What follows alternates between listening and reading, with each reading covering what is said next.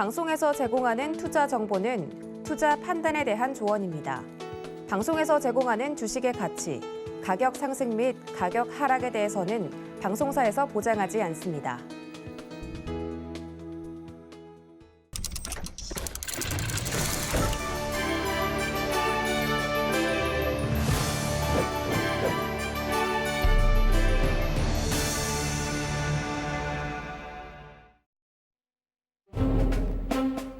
안녕하세요. 2022 증시대전망 진행의 도지은입니다. 여러분들 2021년 한 해 수익률은 어떠셨나요?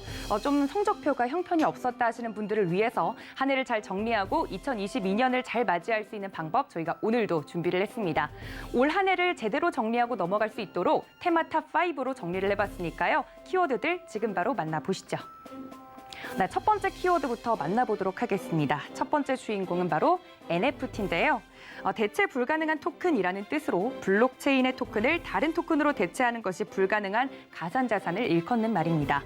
토큰마다 별도의 고유한 인식값을 부여하기 때문에 상호 교환이 불가능하다는 것이 가장 큰 특징인데요. 그런 점에서 예술, 엔터, 게임과 같은 분야에서 활발히 논의되면서 관련주들이 각광을 받았습니다. 두 번째 키워드 보겠습니다. 두 번째 주인공은 메타버스입니다. 메타버스는 현실 세계를 의미하는 유니버스와 가공과 추산을 의미하는 메타의 합성어로 3차원 가상 세계를 뜻합니다. 물리적 공간이 아니라 가상 공간에서도 활동할 수 있게 되면서 게임이나 문화 사업 등 그 적용 분야가 확대되고 있습니다. 참고로 한국거래소에 따르면 올해 주식시장에서 이 메타버스와 NFT 관련 종목들이 수익률 상위를 휩쓴 것으로 나타났습니다. 세 번째 키워드 보겠습니다. 세 번째 주인공은 OTT인데요.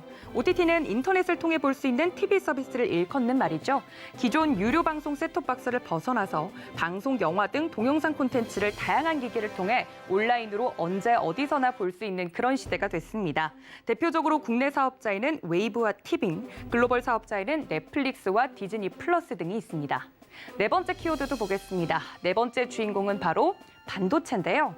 반도체 같은 경우는 지난해에 이어서 올해도 이어진 코로나19라는 불확실성 속에서도 반도체 업황의 날씨는 맑음이었습니다. 하지만 미국과 중국을 중심으로 한 자국 중심의 반도체 공급망 재편 주도권 경쟁이 이어지면서 향후 국가 간 갈등 확산으로 국내 반도체 기업들이 영향을 받을 가능성도 여전히 남아있는 상태입니다. 마지막 키워드 확인해 보도록 하겠습니다. 마지막 주인공은 바로 전기차인데요. 2021 자동차 트렌드를 전기차라고 정리할 수 있을 것 같습니다. 그 정도로 전기차 관련 기업이 뜨거운 관심을 받았는데요. 덩달아 전기차에 탑재되는 배터리 관련 기업의 인기도도 급부상했습니다. 전기차 시장을 주도하는 테슬라는 올해 3분기 매출액과 영업이익이 지난해보다 각각 57%, 148% 증가하는 성과를 보였습니다. 해당 키워드에 대한 투자 이야기 지금부터 제대로 만나보겠습니다.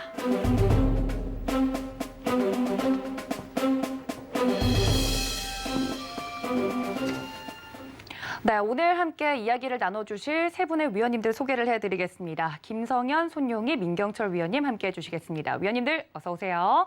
안녕하세요. 네, 위원님들과 함께 오늘 뜻깊은 시간을 준비한 만큼 자세한 이야기를 좀 나눌 수 있으면 좋을 것 같은데요. 제가 앞에서 키워드 탑5를 좀 소개를 해드렸습니다. 차례대로 이야기를 나눠보는 시간을 가져볼 텐데 키워드를 듣고 이 테마를 계속 가져가야 될지 혹은 멈춰야 할지 고앤 스탑 팻말을 준비를 해주시면 되겠습니다. 자, 첫 번째 테마는 바로 NFT입니다. NFT 내년 전망 어떻게 보고 계시는지 다들 팻말 준비를 해주셨죠? 네. 자, 그러면 들어보도록 하겠습니다. 하나, 둘, 셋. 네, 이렇게 다 팻말을 열심히 들어주셨는데 우리 김성현 전문가님께 먼저 좀 여쭤보도록 하겠습니다. 자신 있게 고를 드셨어요. 이유가 있을까요? 일단 뭐 고를 든 이유 자체는 이제 뭐 올해 같은 경우 워낙 강했었고 이런 강한 흐름이 이제 내년에도 이어질 수 있을 것이다라고 판단을 하고 있고요.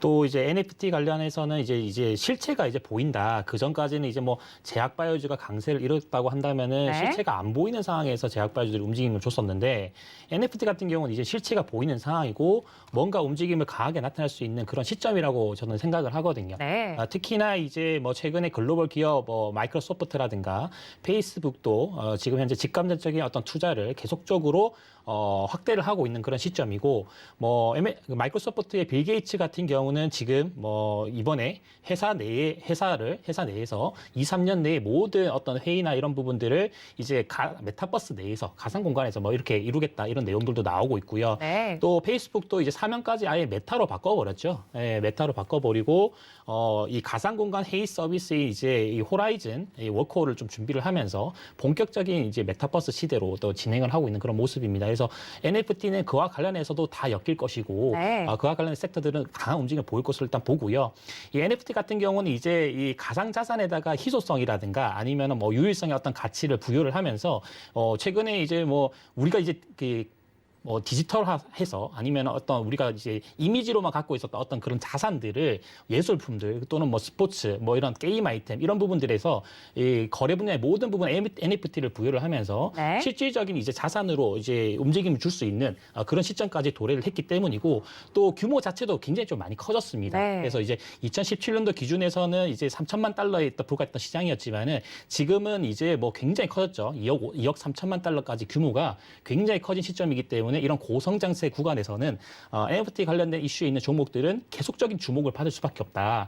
이렇게 좀 말씀드리고 싶습니다. 네. 네, 이제는 실체가 있다라는 이야기를 해주시면서 2022년에도 좀 유망하지 않을까라는 이야기를 좀 해주셨는데, 우리 민경철 위원님만 유일하게 스타 팻말을 드셨어요. 네. 혹시 너무 많이 올라서 위험하다고 생각하시는 걸까요? 일단 그렇게 생각을 하고 있습니다. 실적에 기반해서 우상향을 기록한다면 중장기적인 관점에서도 저는 계속 간다.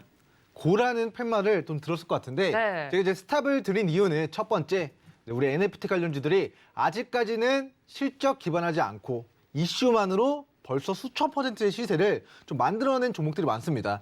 그래서 일단 첫 번째, 모든 종목군들 실적에 기반하지 않고 이슈만으로 수백 %, 많게는 수천 % 폭등한 종목들의 그 끝은 결과적으로 과거력을 보시면 좋지 않았던 경우들이 많습니다. 조정이 있을 예를 것 같다. 들면 네. 정치 테마주 5년에 한 번씩 몇백 %, 몇천 %의 시세가 나오지만 대선이 끝나면 언제 그랬냐는 듯이 다시 또 제자리로 돌아가는 종목들이 많거든요. 그리고 작년을 돌이켜보면 코로나가 터졌습니다. 그래서 작년 하반기만 하더라도 진단키트, 치료제, 덱사메타손, 여러 가지 치료제 개발하겠다, 백신 개발하겠다 뛰어들던 기업들이 정말 신풍제약 이런 종목들은 몇천 %의 시세가 정말 단기간에 분출이 됐거든요. 하지만 그런 종목들이 지금도 그 시세를 유지해주고 있느냐, 아니면 그 수천 %의 시세를 뛰어넘는 뭔가 새로운 역사를 써내려져 가고 있느냐, 한 해를 돌아봤을 때 그렇지 못하고 있다. 2020년도 이제 우리 작년에 코로나 터졌을 때는 코로나 관련주들이 정말 시장의 메가 키워드로서 실적 기반하지 않고 정말 말도 안 되는 시세를 좀 만들어냈지만, 올해 하반기에는 작년에 코로나 관련주들이 보여줬던 움직임들을 NFT, 게임, 메타버스, 블록체인, P2E 관련주들이 그런 유사한 급등락을 보였고, 그 기업들 중에서도 실제 폭발적으로 실적을 만들어낸 기업은 정말 손에 제가 생각했을 때는 꼽기 힘듭니다. 아직까지는 우리나라가 NFT를 이제 NFT 게임, P2E 게임을 도입하는 데 있어서 어제 연말에 12월 달에 그런 서비스 중지에 대한 그런 이슈들도 생겼었는데, 네. 아직까지는 법적으로 P2E 게임을 진행하기에는 우리나라 법 제도상 도입은 되지 않는데, 게임사들은 글로벌 트렌드를 따라서 한다고 하고 게임 아이템들 NFT화 시켜서 가지고 현금화 시킬 수 있게 해준다고 하는데, 그러한 부분들로 인해서 아직까지는 게임사들이 기대감만으로 올라갔다. 그리고 그런 NFT 관련된 대체 불가능한 토큰, 블록체인 P2E 관련된 기대감이 이미 저는 주가에 우리 11월 달, 12월 달 초에 다 선 반영되었고, 지금 고점 찍고 내려오고 있는 구간에 저는 위치해 있다고 판단을 해가지고, 만약에 바닥이었으면 저는 고를 외쳤을 수 있습니다. 하지만 제가 이제 NFT 관련주, 게임 관련주, 블록체인 관련주 제가 고라고 외쳤을 때는 올해 8월 달, 10월 초였고요. 지금의 구간은 이미 폭발한 고점에서 개인적으로는 만약에 내려왔을 때 그 낙폭이 클 수 있다는 관점에서 저는 스탑. 이제는 멈추고 우리 정상에서 행복 실현 하산을 준비해가지고, 우리 등산 좋아하시는 시청자분들이 정상 찍으면 거기서는 이제 컵라면도 먹고 따뜻한 보온병에다가 이제 그거 쌍화차 그게 그렇게 맛있더라고요, 저는. 네. 그래서 이제 그렇게 이제 먹고 행복 실현도 하고 소소하게 네, 우리 수익도 챙기고 그런 거 가지고 또 바닥에 있는 거 뭘 잡아서 공략해야 될까? 이거를 초점을 두셔야 되는데 네. 이미 다 간 거 내년에 물론 뭐 주식은 우주와도 같고 인생은 우주와도 같기 때문에 제가 감히 주식시장 어떻게 될 것이다. 정말 단정지어서 이야기 드리기는 어렵지만 굳이 올라가 있는 거 하시는 것보다는 바닥에 있는 거 다시 올라가는 과정에서 더 큰 수익을 노려볼 수 있는데 굳이 그 리스크를 감수할 이유는 저는 없다라는 관점에서 저는 네, 스톱, 멈춰라. 이제는 좀 냉철하게 바닥에 있는 저평가 종목들 잘 선별하시면 좋을 것 같다라는 좀 취지의 견해를 밝혀드리겠습니다. 알겠습니다. 사실 NFT 각광받고 있는 것도 맞지만 정말 차트상 많이 올라와 있는 것도 사실입니다. 그런 의견을 함께 이야기를 좀 이야기해드렸으니까 전략 짜시는데 도움이 되셨으면 좋겠고요. 그럼 대표적으로 올 한 해 동안 NFT 관련돼서 움직였던 종목들을 좀 보면 좋을 것 같아요. 대장주도 분명히 있었을 거고 그걸 따라가는 종목들도 있었을 텐데 대표적으로 어떤 종목들이 좀 있었나요? 뭐 일단은 대표적인 종목이라면 당연히 위메이드를 빼놓을 네. 수가 없겠죠. 뭐 위메이드 같은 경우가 지금 뭐 바닥 대비해서 뭐 400%, 500% 거의 뭐 이렇게 계속해서 올라와주고 있는 그런 네, 모습이었고, 대단합니다. 그 전까지만 위메이드를 보유하셨던 분들 같은 경우는 굉장히 위메이드가 안 갔다. 그 전에는 굉장히 좀 젖었었거든요. 답답했다. 답답했었거든요. 네. 그래서 고가 대비해서 막 50% 빠지기도 하고 60% 빠지기도 했는데 결론적으로 봤을 때는 그런 걸 기다렸던 사람들이 큰 수익을 누렸었던 것이죠. 그래서 위메이드가 지금 현재 그런 이슈들, 지금 뭐 NFT 관련된 이슈가 가장 중심에 있는 종목이라고 보시면 될 것 같고, 특히나 이제 주요 게임이 이제 게임사기 때문에 게임을 봐야 되는데 미르포가 이제 핵심입니다. 미르포를 이제 그 이번에 글로벌 버전 출시하면서 이 블록체인을 기반으로 이제 뭔가 게임이 이제 진행이 되고 있다 보시면 될 것 같고, 이 흑철이라는 게임 내 어떤 재화를 이제 드라코인이라는 게임으로 게임 코인으로 완전히 교환을 하면서 이 NFT의 어떤 중심, 핵심이 되는 어떤 기업이 위메이드다 이런 인식이 확 바뀌어버렸죠 시장에. 또 이제 이 자회사 위메이드 트리가 개발했던 그 위믹스에서 NFT 거래소가 또 제공이 되기 때문에 이 캐릭터들을 이제 NFT화하면서 그와 관련한 모멘텀으로 또 위메이드 맥스가 또 한 번 더 움직임 또 주기도 했었습니다. 그래서 뭐 위메이드가 가장 큰 대장주라고 좀 보시면 될 것 같고, 그 외에 이제 뭐 갤럭시아 머니트리라든가 아니면 서울 옥션 같은 그런 회사들도 있습니다. 뭐 갤럭시아 머니트리 같은 경우는 뭐 예술품을 이제 블록체인 기반에서 뭐 디지털 자산으로 뭐 소유권을 이렇게 분할해 판매하는 그런 방식으로 해가지고 회사가 분류가 됐었고, 뭐 서울 옥션 같은 경우도 마찬가지입니다. 그러니까 두 회사 같은 경우는 이제 뭐 우리가 이제 흔히 알고 있는 미술품 이거를 이제 일반적으로 사고 팔기 할 수 있는 그런 시장을 디지털화 해야겠다 이렇게 보시면 될 것 같고요. 그래서 뭐 이 세 회사들 중심으로 좀 많이 올라오긴 했습니다. 네. 그래서 제 관점에서는 위메이드 기준에서는 좀 이 조정받는 시점에서 좀 매수가 가능하다. 한 10만 원 선 기준 내에서는 충분히 매수 가능하다는 관점을 보고 있고요. 뭐 갤럭시아 머니터리 같은 경우도 한 8천 원 선까지 단기 조정이 좀 나오면은 괜찮다. 그리고 서울 옥션도 한 2만 2천까지 조정받으면 괜찮다라고 보는데, 네. 그러니까 아까 미니언님께서 말씀하셨던 것처럼 너무 급하게 추격 매수하는 게 아닙니다. 그러니까 달리는 말이기 때문에 한 템포 쉬어가는 구간에서 매수 접근을 가져가는 것이 괜찮지 않겠는가 이렇게 좀 말씀드리겠습니다. 네, NFT 한 해 동안 정말 많이 올라왔는데 움직였던 종목들과 그리고 앞으로의 전망까지 이야기를 들어봤습니다.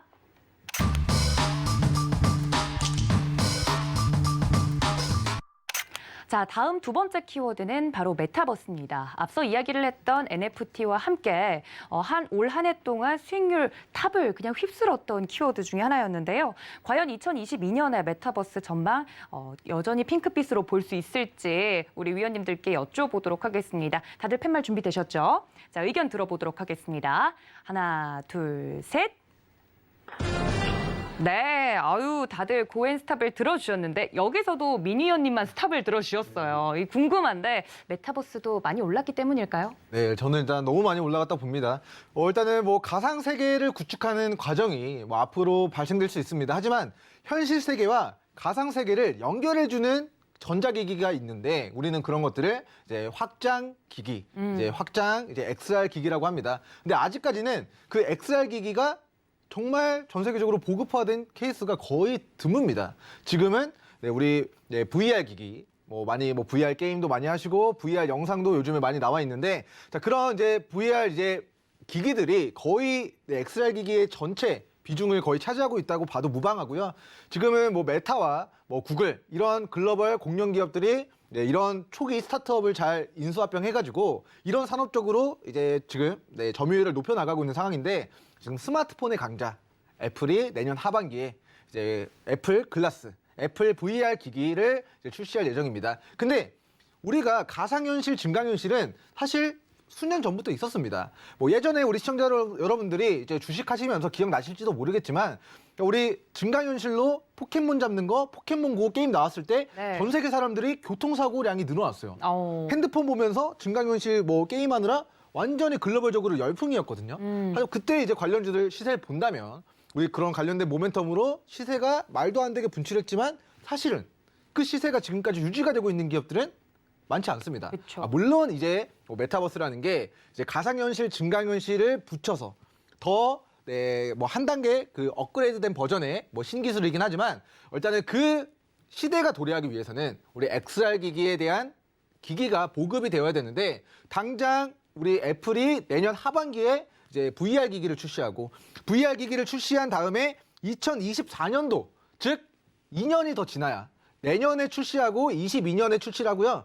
2024년 즉 2년 정도가 더 지나야 XR 기기로 네, 우리가 기술력이 네, 증강을 하게 됩니다. 그래서 지금은 뭐 메타버스, NFT 게임, P2E 뭐 이렇게 하면 다 엮이는데 사실 우리가 생각하는 그 메타버스의 세계는 영화 이제 아바타 종목이 아니라 영화 아바타처럼 네. 뭔가 내가 이제 뭐 딱 XR 기기를 착용하면은 정말 그 메타버스 세계 안에서의 내가 무언가의 체험을 뭐 디스플레이라던가 뭔가 이런 하드웨어적인 장치들을 통해서 카메라 모듈이나 뭐 이런 것들을 통해서 직접적인 뭔가의 그런 현실감을 줘야 저는 그 파급력이 엄청나다고 생각하는데 네. 아직까지는 현재 네, 글로벌적으로 나와 있는 기술이 네, 우리 XR 확장 현실을 실제 현실화시킬 수 있는 기술은 2024년도를 목표로 애플이 개발 중이고 그리고 내년 하반기 네, VR 기기 정도의 그런 네, 우리가 연결시켜주는 하드웨어 전자제품이 나온다라는 관점에서 일단 메타버스 굉장히 네,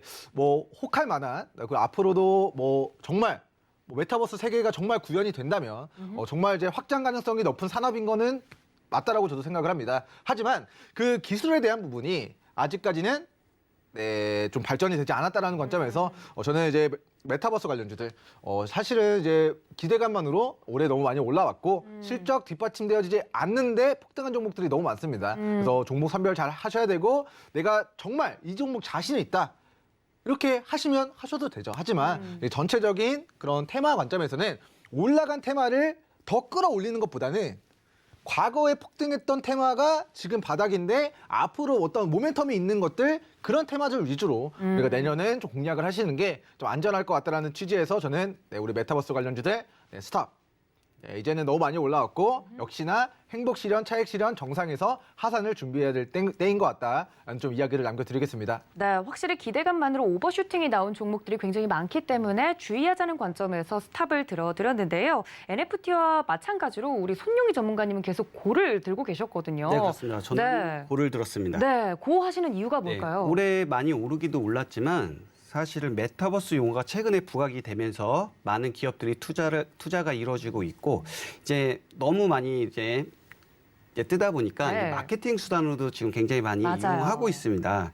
그러니까 민 의원님이 말씀하신 것처럼 가상현실 경계에 있어서 이게 기술적인 구현이 아직까지는 좀 미비한 상태인데도 불구하고 미래의 가치 때문에 지금 주가가 이렇게 많이 오르고 있다고 생각하는데요. 네. 지금 메타버스 세계가 조금씩 열리는 구간이라서 지금 글로벌적으로 메타버스의 시장 규모가 19년도에 50조에서 21년도 175조, 2년 만에 3배 이상 증가했고요. 네. 또 2025년까지 560조 원으로 2021년 대비 4년 만에 한 3배 이상 또 증가할 거라고 이렇게 나타나고 있습니다. 그만큼 시장이 계속 커질 수밖에 없기 때문에 네. 올해에 이어서 내년에도 분명히 갈 거라고 보고요. 또 NFT와 또 메타버스가 만나면서 이제 경제 시스템이 촉진을 시키고 또 소유의 개념을 생성하고 가치를 인정받을 수 있는 기반이 마련됨으로써 디지털 자산 거래와 메타버스 생태계가 확대돼서 우리가 알고 있는 단순히 메타버스가 아니라 메타버스의 가상 공간에서 무엇을 만나느냐, 어떤 산업이 들어가냐에 따라서 계속 부각이 될 수밖에 없는 시장입니다. 네, 그래서 이 메타버스에 대한 확장성이 앞으로가 더욱더 기대가 될 것이기 때문에 앞으로도 눈여겨봐야 되지 않을까. 시장이 커지면 커졌지 축소되진 않을 것이다 라고 좀 확신을 심어주셨고요. 저는 시작이라고 봅니다. 앞으로 더 클 거라고 이제 시작이라고 보신다고. 그럼 그 안에서 네 우리 민강철 의원님 반박하시나요?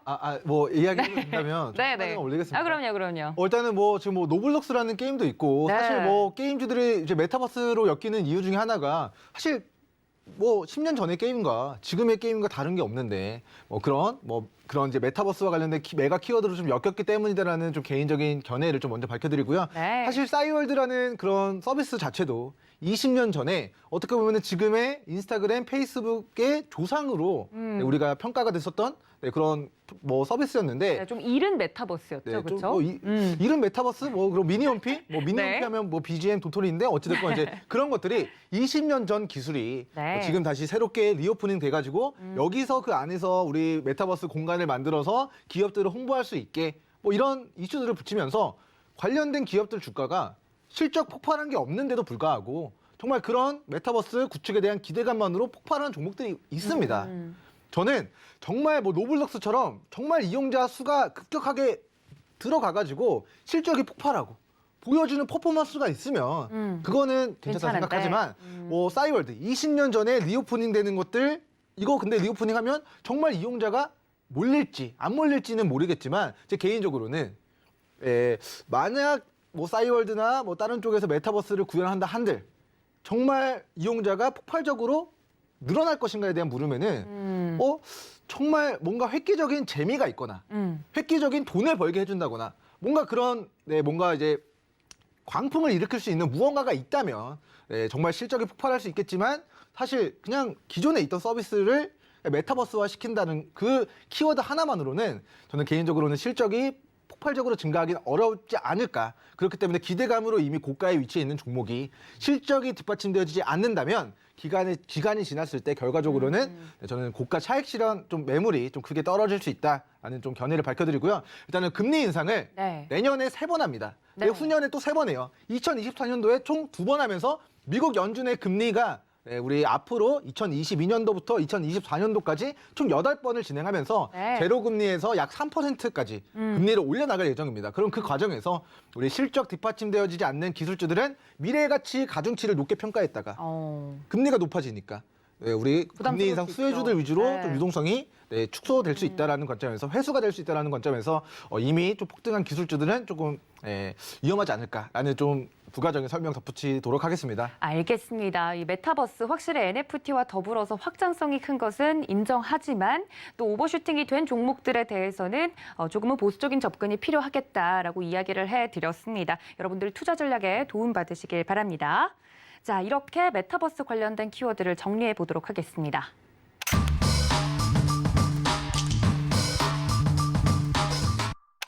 자, 그 다음 키워드는요. 바로 제가 설명드렸던 것처럼 OTT입니다. 이제는 정말 예전이랑 세상이 많이 달라졌어요. 언제든지 원하는 시간에, 장소에서 인터넷만 연결이 되면 원하는 콘텐츠를 볼 수 있는 세상이 됐기 때문에 이 OTT, 또 한 해 동안 디즈니 플러스도 한국에 상륙을 했고 많은 OTT들이 사랑을 받았는데 관련주들의 흐름이 굉장히 궁금합니다. 앞으로도 잘 갈 수 있을지 고엔스타 팻말을 좀 들어보도록 할 텐데요. 준비되셨죠? 자, 들어보도록 하겠습니다. 하나, 둘, 셋. 쓰리고가 나왔네요. 모두가 OTT는 긍정적으로 생각을 해주시고 계신 것 같아요. 김성현 전문가님, 자신 있게 고를 맨 처음 드셨는데 이유가 뭡니까? 일단은 뭐 OTT에 이 포문을 연 것은 이제 당연 오징어 게임이다. 이렇게 좀 네. 말씀을 드리겠고 또 저희가 이제 했던 프로그램이 또 오징어 게임, 게임과 관련된 네, 그렇죠. 또 주유소 게임 아니겠습니까? 그래서 맞습니다. 그와 관련해서 좀 강하게 힘을 좀 불어드리고 싶고요. 또 최근에 이제 OTT형 작품들이 계속적으로 좀 늘어나고 있다는 점, 뭐 오징어 게임뿐만 아니라 지옥이라는 게임도 굉장히 흥행을 하고 있는데 네. 물론 저 개인적으로 봤을 때에는 지옥이라는 네. 드라마가 네. 조금 아쉬운 점도 있긴 했었습니다. 나가면 네네. 주위에서 얘기를 들어보면은 지옥만한 또 드라마가 없었다. 이런 얘기들이 이제 식당 갈 때마다 들리더라고요. 그래요? 그래서 이제 굉장히 좀 흥행이 예상보다는 굉장히 좀 강하구나 이런 생각하고 있고 예전에 뭐 싸이 같은 경우도 이제 뭐 노래 같은 경우가 그렇죠. 이제 전 뭐 세계적으로 강남스타일이 사랑을 받았죠. 우리나라에서는 좀 부진했었지만 네. 전 세계적으로 이게 흥행을 했듯이 지금 이런 뭐 지옥이라든가 이런 오징어 게임 같은 경우가 이 글로벌 향으로 해서 우리나라 한류 열풍이 계속적으로 나타나고 있는 그런 시점이다라고 보시면 될 것 같고 네. 또 추가적으로 아까 뭐 디즈니 플러스 말씀해 주셨지만은 11월 달 기준으로 착륙을 했는 한 이 디즈니 플러스 기준으로 해가지고도 네.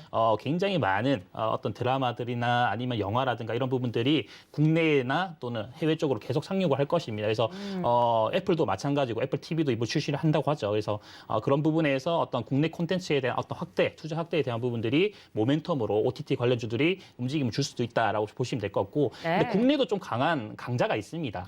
티빙이죠. 네, 네, 티빙 쪽도 이제 최근에 뭐 오리지널 콘텐츠 흥행으로 해가지고 가파른 가입자 수들이 좀 늘어나고 있다는 그런 측면들도 좀 체킹을 해보시면 좋을 것 같습니다. 그래서 뭐 이 TV 광고 호조세로 인해 가지고 이제 방송사들의 어떤 광고 수익도 증가하고 있는 시점이고 이 OTT 관련해서 업종들이 실체가 나타나면서 실적이 늘어나고 있는 시점이기 때문에 네. 반드시 주목을 하셔야 된다 이렇게 좀 말씀드릴게요. 네, 정말 한 해를 돌아보면 OTT 전쟁이었습니다. 더 좋은 콘텐츠를 우리 OTT에 이제 유치를 하기 위해서 노력을 했던 것들이 자 머릿속에 작품명들이 좀 지나가는 것 같은데 김성윤 전문가님은 고 외쳐주셨고요. 또 우리 손용희 전문가님도 고를 들어주셨어요. 네, 그렇습니다. 저도 내년에 좋을 거라고 생각하는데요.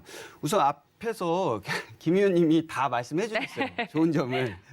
그래서 저 같은 경우는 OTT 이쪽 경쟁이 지금 굉장히 심화되고 있고 K 콘텐츠에 대한 수요가 지금 공급 부족 현상이 나타나고 있어서 좋은 시나리오를 지금 가지고 있는 중소기업 제작자들에게도 지금 확대가 되고 있습니다.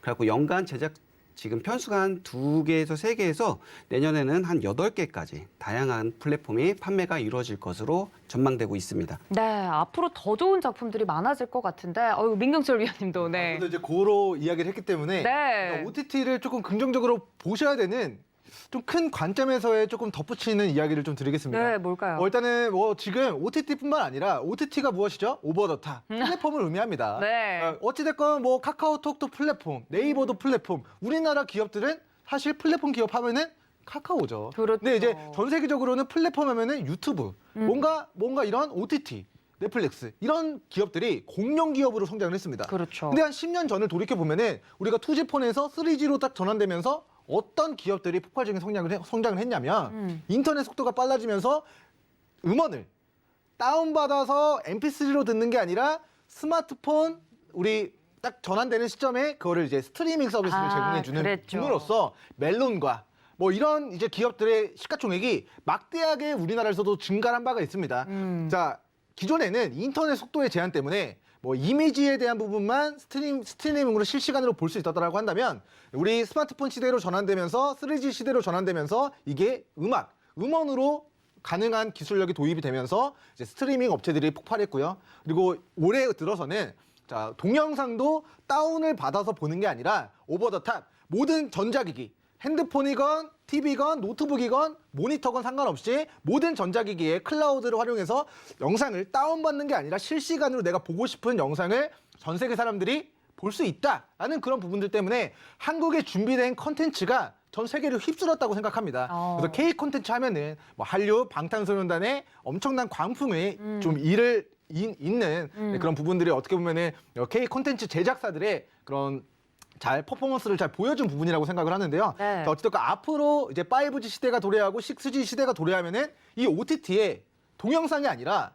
저는 게임도 모든 전자기기, 엑스박스건 닌텐도건 모든 그 안에서만 사용하던 게임들이 다 클라우드로 돌아와서 기기와 상관없는 엑스박스 게임이건 닌텐도 게임이건 원래는 공유가 안 됩니다. 우리 시청자분들이 어렸을 때 하던 오락실에서 게임하던 것도 그 기기에서만 해야 되는데 그렇죠. 그 기기도 내가 핸드폰으로 하고 모니터로 하고 컴퓨터로 하고 노트북으로 하고 우리 여기 뒤로 배경에서도 하고 정말 이제 아무런 전자기기에 그런 제약 없이 내가 하고 싶어하는 게임을 월 구독 얼마만 내면 게임을 다운받지 않고 여러 게임을 해볼 수 있는 시대가 저는 앞으로 도래할 수 있다. 않을까라는 견해를 밝혀드리고요. 실제로 이제 마이크로소프트라는 회사가 앞으로 이제 페이스북이 사명을 변경해서 우리는 메타버스를 구축하는데 사활을 걸겠다라고 사명도 바꿨잖아요. 네. 근데 마이크로소프트가 이런 지금의 이 플랫폼을 가지고 있는 이 드라마, OTT, 동영상의 플랫폼을 가지고 있는 유튜브,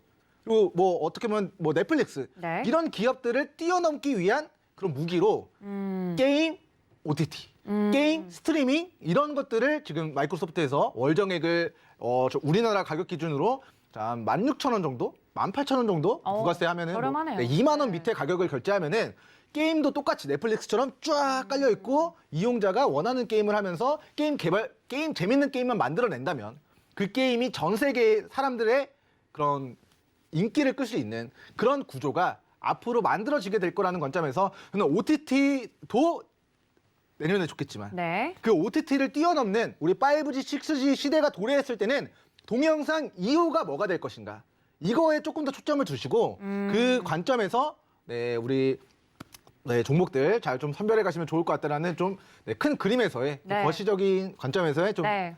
의견을 투자 아이디어죠. 네. 네, 투자 아이디어로서 이 OTT가 또 게임과 만났을 때의 시너지가 기대가 된다. 내년에 이야기를 좀 해드렸습니다. 게임주를 좀 잘 보라는 이야기를 네. 이야기를 해드린 것 같아요. 맞습니다. 일단 우리나라 게임이 이제 뭐 예전에 이제 던전 앤 파이터라는 게임이 있었는데 아, 네. 우리나라에서는 한 뭔지 20년 알아요. 전에 네. 흥행했다가 거의 뭐 하시는 분이 많진 않은 네. 걸로 알고 있습니다. 근데 그런 게임이 중국 시장에서는 연간 조 단위의 영업이익을 뽑아내고 있거든요. 네. 그러니까 게임이 전 세계적으로 흥행을 하면은 그 부가가치가 정말 파일을 복사하고 붙여넣는 사실 복사에 대한 부분은 한국에서 게임 개발하는데 비용 들어가는데 이거를 미국에다가 이게 번역을 하는 것은 사실 개발비가 확연하게 줄어듭니다.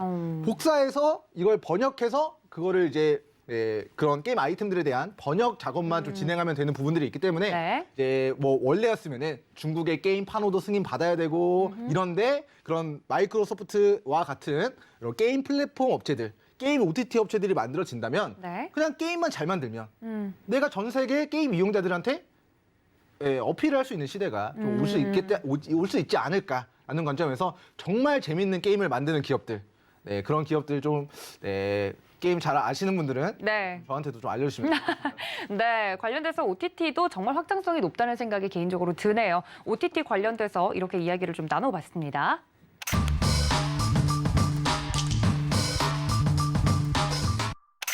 자, 다음 키워드는 반도체인데요. 반도체에 관련돼서는 제가 반도체 수급난이 있었음에도 불구하고 반도체와 관련된 종목들에 대한 흐름은 날씨가 맑음이었다라고 이야기를 좀 해드렸습니다. 2022년 그 이후에도 앞으로 계속해서 날씨가 맑을 수 있을지가 궁금한데요. 반도체 투자와 관련돼서는 우리 위원님들 어떤 생각을 가지고 계시는지 이야기를 좀 들어보도록 하겠습니다. 다들 준비가 되셨죠? 자, 들어보도록 하겠습니다. 하나, 둘, 셋.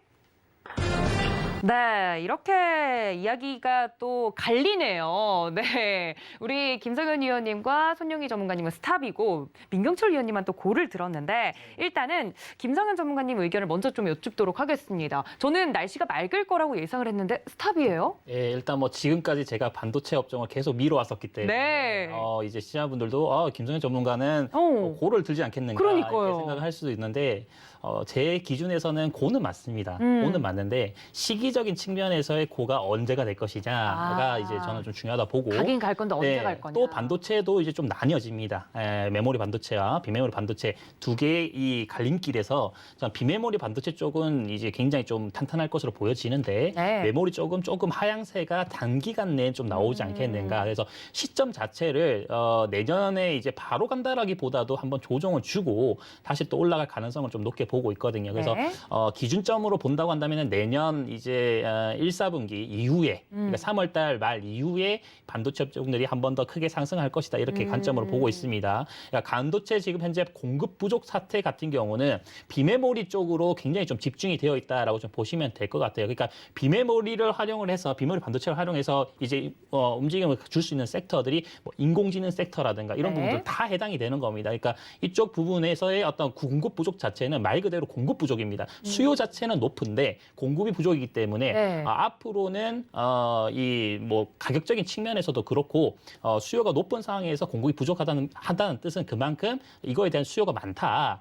이걸 찾는 사람들이 많다. 이런 관점으로 좀 보시면 좋을 것 같아요. 그래서 그 부분에서 비메모리 반도체 쪽은 굉장히 좀 가능성이 좀 높다라고 보고 있고 코로나19 이후에 이제 계속적으로 이제 이런 비메모리 쪽의 어떤 중요성이 계속적으로 강조가 되고 있습니다. 그래서 뭐 그런 부분에서의 어떤 섹터적인 측면에서는 비메모리 쪽은 당연히 이제 움직임 준다라고 보고 있고 메모리 쪽에서는 이미 이 산업 자체의 공급 과잉 상태가 계속적으로 나오고 있는 그런 시점입니다. 그래서 네. 1분기 말까지 또는 그런 부분들에서 좀 관망을 해야 되고 네. 물론 이제 삼성전자라든가 SK하이닉스 기준에서 SK하이닉스는 자리를 굉장히 잘 잡았어요. 네, 잘 잡았긴 했지만 삼성전자 쪽에서는 아직까지는 완전히 추세를 돌파하지 못한 구간이기 때문에 뭐 그런 측면에서는 이 삼성전자를 기준으로 해서 관련된 메모리 업체들이 전반적인 좀 조정을 줄 것이다 이렇게 보고 있고 네. 이 반도체 수급 불균형에 따라서 어떤 기대감과 현실 사이의 어떤 차이를 고려를 했을 때에는 네. 리스크 관리에는 좀 내년 초쯤에는 한번 집중을 하는 것이 어떻겠는가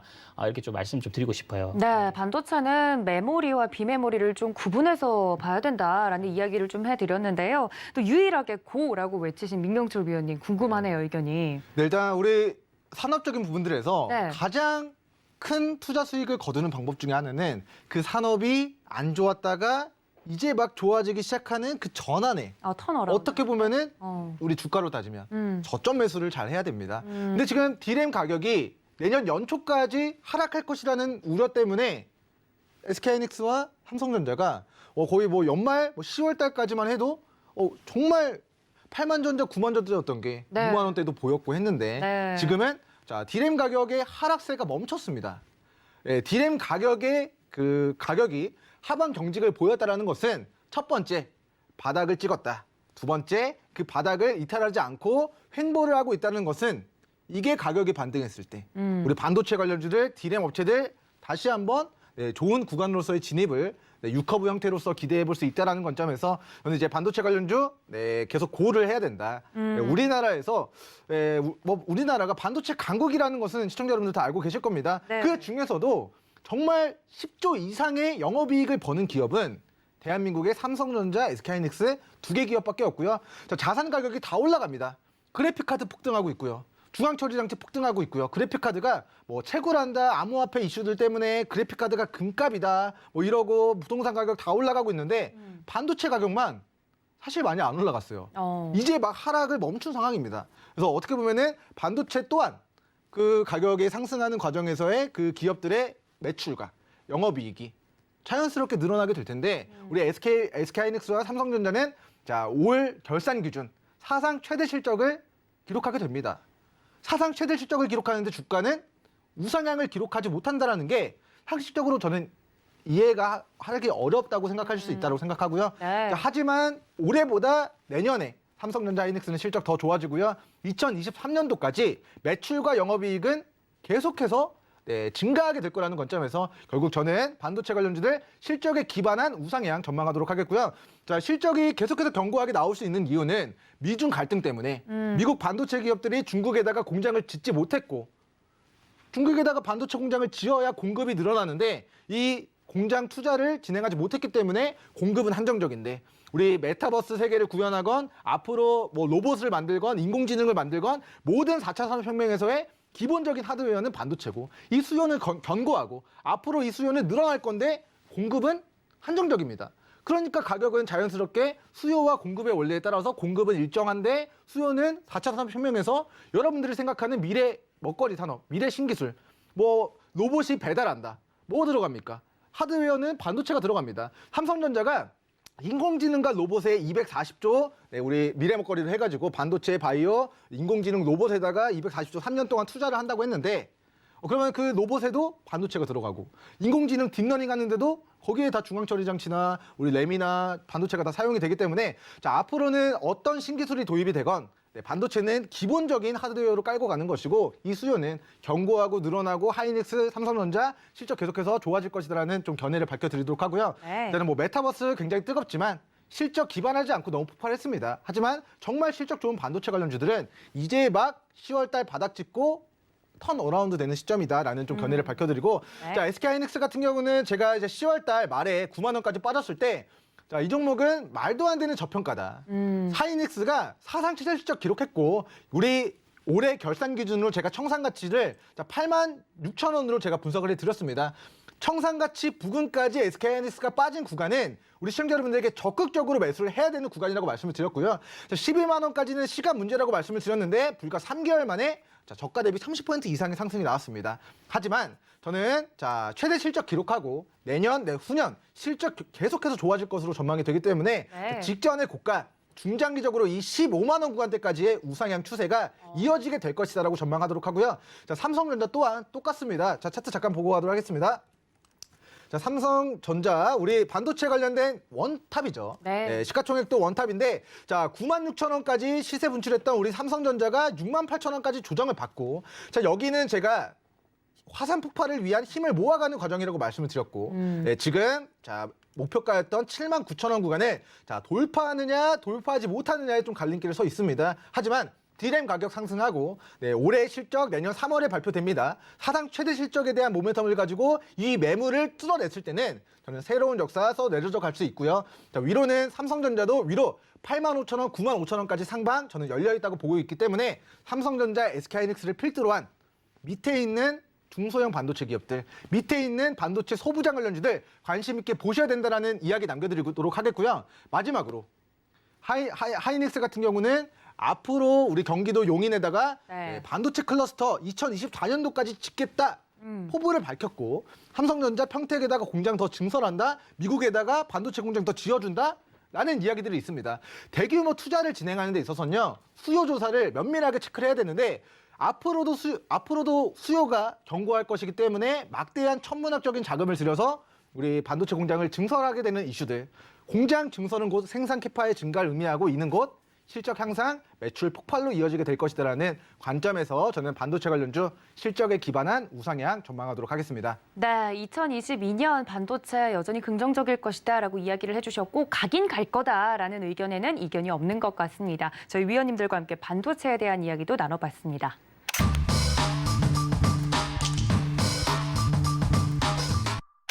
자, 마지막 키워드인데요. 마지막 키워드는 바로 전기차입니다.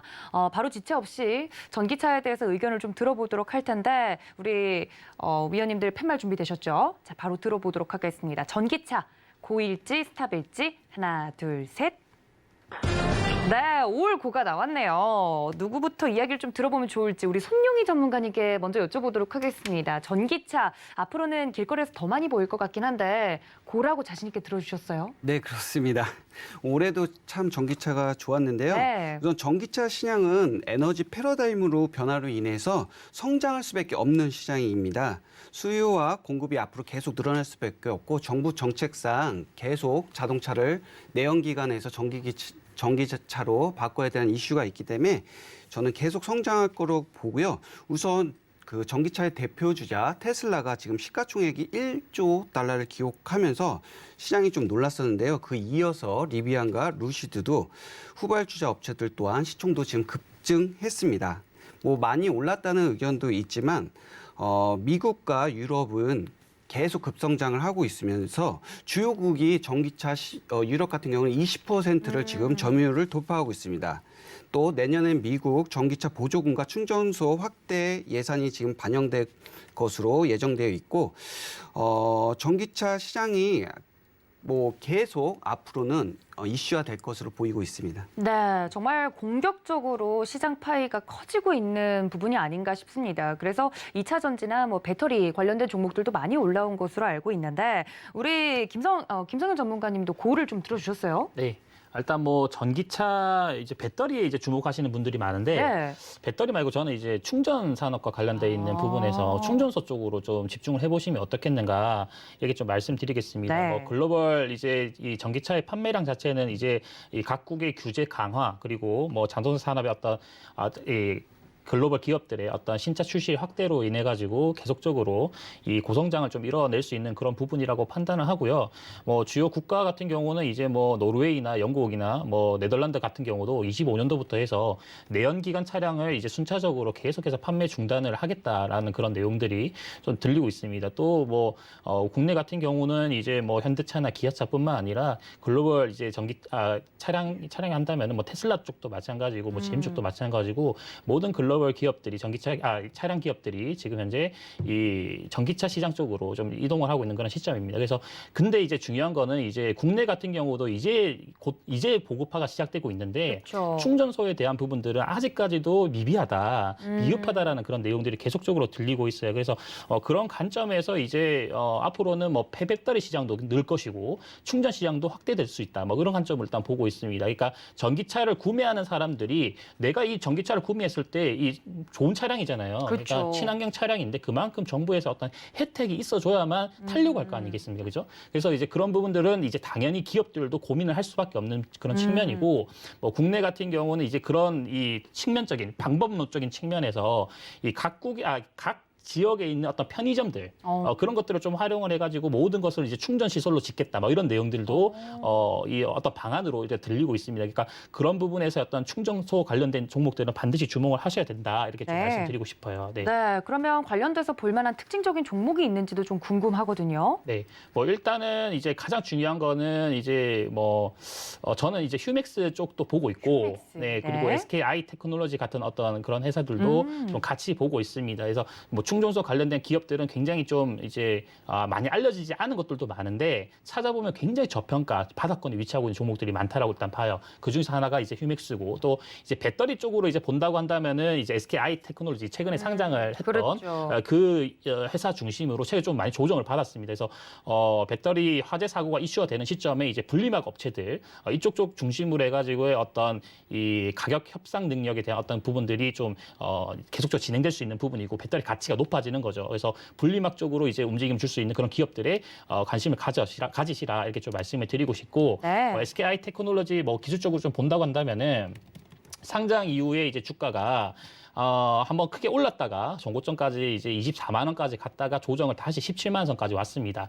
상장 이후에 최저점 구간에서의 행보 구간이 이뤄지고 있는 측면이고, 최근에 수급적인 측면도 굉장히 강하죠. 기관 쪽에서 열심히 매수를 하고 있는 그런 측면인데, 이런 류의 종목들 좀 주목을 하시면 좋을 것 같고, 그리고 아까 이제 충전소 관련해 가지고 제가 휴맥스를 말씀드렸었죠. 네. 휴맥스 쪽도 마찬가지입니다. 이 휴맥스도 고가 대비해서 충분한 바닥권까지 위치해 있습니다. 이거 뭐 그냥 사놓으면은 그냥 입고 있으면은 계좌에 그냥 빨간불이 그냥 언젠가 들어와 있지 않을까? 네, 그냥 피로 묻을 것이다, 이렇게 좀 말씀드리겠습니다. 네. 네, 이렇게 또 보면 좋을 만한 종목까지 이야기를 해드렸는데, 우리 민경철 위원님도 혹시 종목과 관련돼서 네, 일단 뭐 종목과 관련된 이야기를 앞서서 네네. 큰 그림에서 저도 몇 가지 이야기 드리겠습니다. 전기차는 10년 동안 이 테마가 순환하고 순환할 것이다 라는 좀 예언을 미리 남겨드리겠습니다. 네. 자, 지구의 가장 큰 위험은 코로나 바이러스가 아닙니다.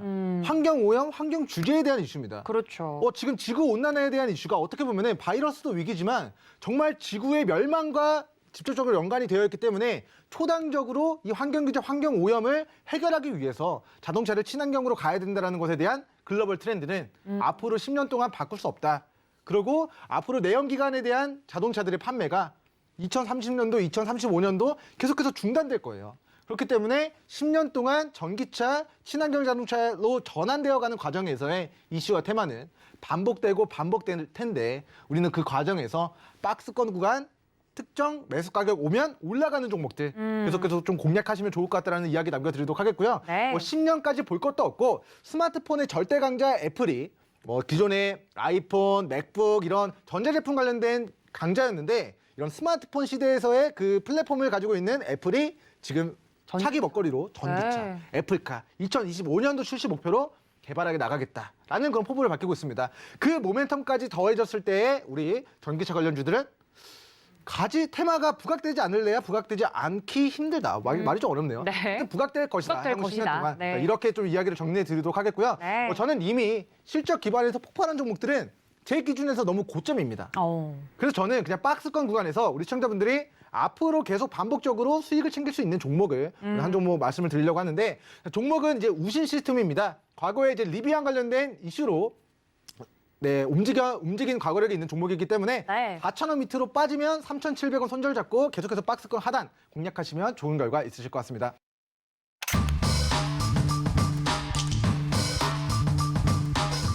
자, 이렇게 5가지 키워드로 올 한 해를 정리를 해봤습니다. 2022년에도 저희 위원님들과 함께하고 싶다 하시는 분들은 노란톡 들어오시면 되는데요. 문자샵 0082번으로 주유소라고 적어서 보내주시거나 QR코드 통해서 입장이 가능하니까 많은 참여 부탁드립니다. 그리고 잠시 뒤에 이어질 증시대정만 4부에서는 2022년에 어떤 테마들이 뜰지 이야기를 나눌 예정이라고 하니까 끝까지 시청 바랄게요. 또 본 방송에서 제공해드린 정보는 투자 판단에 대한 조언일 뿐 해당 주식의 가치나 수익률을 보장하고 있지 않다는 점까지 알려드리면서요. 저는 여기서 위원님들과 함께 인사드리겠습니다. 시청해주신 여러분 고맙습니다.